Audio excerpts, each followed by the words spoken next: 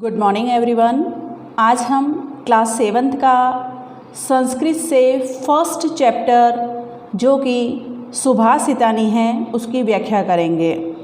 उसका फर्स्ट श्लोक है पृथ्व्या त्रीणि रत्नानि जलम अन्न सुभाषितम मूढ़े पाषाण खंडेषु रत्न संज्ञा विधीयते। पृथ्वी पर केवल मात्र 3 रत्न ही हैं जो कि यहाँ इस चैप्टर में बताए हैं। जल अन्न सुभाषितम, अच्छा भाषण, जल और अन्न, केवल मात्र ये पृथ्वी पर 3 रत्न ही हैं। लेकिन मूढ़े यानी कि मूर्ख लोगों के द्वारा पाषाण खंडेषु, पाषाण यानी कि पत्थर, खंडेषु यानी कि टुकड़े, पत्थरों के टुकड़े जिसमें हीरा, मोती, जवाहरात आदि को यहाँ पर बताया गया है। मूढ़े पाषाण खंडेषु रत्न संज्ञाम विधीयते। लेकिन मूर्ख लोगों के द्वारा पाषाण खंडों के टुकड़ों को, हीरे मोतियों को रत्नों की संज्ञा दी जाती हैं, जबकि वास्तविक रत्न तो धरती पर 3 ही हैं जो कि जल, अन्न और सुभाषितम हैं, अच्छा भाषण है। इस चैप्टर में श्लोक नंबर जो 2 हैं वो हैं सत्येन धार्यते पृथ्वी, सत्येन तपते रवि, सत्येन वाति वायुश्च सर्वं सत्ये प्रतिष्ठितम।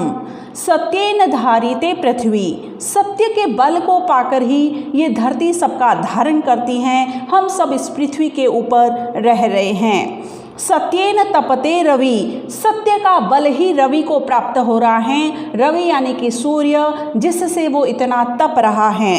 सत्येन वाति वायुश्च, सत्य का बल पाकर ही वायु बह रही हैं। सर्वं सत्ये प्रतिष्ठितम, हम सब सत्य के बल से ही यहाँ प्रतिष्ठित हैं, स्थित हैं। नंबर 3 पे जो श्लोक हैं वो हैं दाने तपसि शौर्यं च विज्ञाने विनये नये विस्मयो नहि कर्तव्यो बहुरत्ना वसुंधरा। दाने तपसि शौर्यं च विज्ञाने विनये नये विस्मयो नहि कर्तव्यो बहुरत्ना वसुंधरा।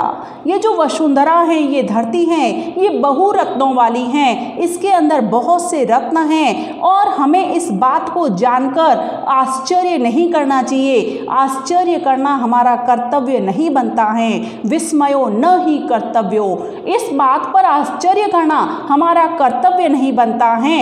इस धरती के अंदर जो बहुरत्नों वाली हैं, इस प्रकार के रत्न हैं जिसमें दान, तपसी यानी कि तपस्या, शौर्य यानी कि बल, विज्ञान, विनय और नये यानी कि नीति नामक इसके अंदर बहुमूल्य रत्न भरे हुए पड़े हैं। इस बात पर हमें कभी भी आश्चर्य नहीं करना चाहिए। आश्चर्य करना हमारा कर्तव्य नहीं बनता है।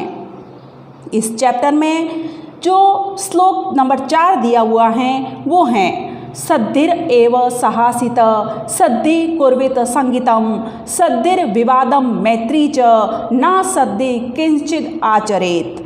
सद्धिर एव सहासित, सद्धि यानी कि सज्जन पुरुष, जो सज्जन हैं, सद्धिर एव सहासित, उनके साथ ही हमें आसीत यानी कि बैठना चाहिए, रहना चाहिए। सद्धि कुर्वित संगीतम, अगर हम संगत करते हैं, अगर हम साथ रहते हैं तो भी हमें सज्जनों के साथ ही रहना चाहिए। जो अच्छे लोग हैं, श्रेष्ठ लोग हैं, उन श्रेष्ठ लोगों का हमें संगत करनी चाहिए, उनका साथ रखना चाहिए, उनके साथ बैठना चाहिए। सद्धिर विवाद मैत्री च, यदि हमारा विवाद हो जाता है या मित्रता रखनी है तो भी हमें सज्जनों को ही चुनना चाहिए। हमें सज्जनों के साथ ही विवाद और मित्रता भी करनी चाहिए। ना सद्धि किंचित आचरेत, जो सज्जन नहीं है, जो दुर्जन प्रकृति के लोग हैं, उनके साथ में हमारा किंचित आचरेत नहीं होना चाहिए। किसी प्रकार का कोई व्यवहार हमें दुर्जनों के साथ में नहीं रखना चाहिए।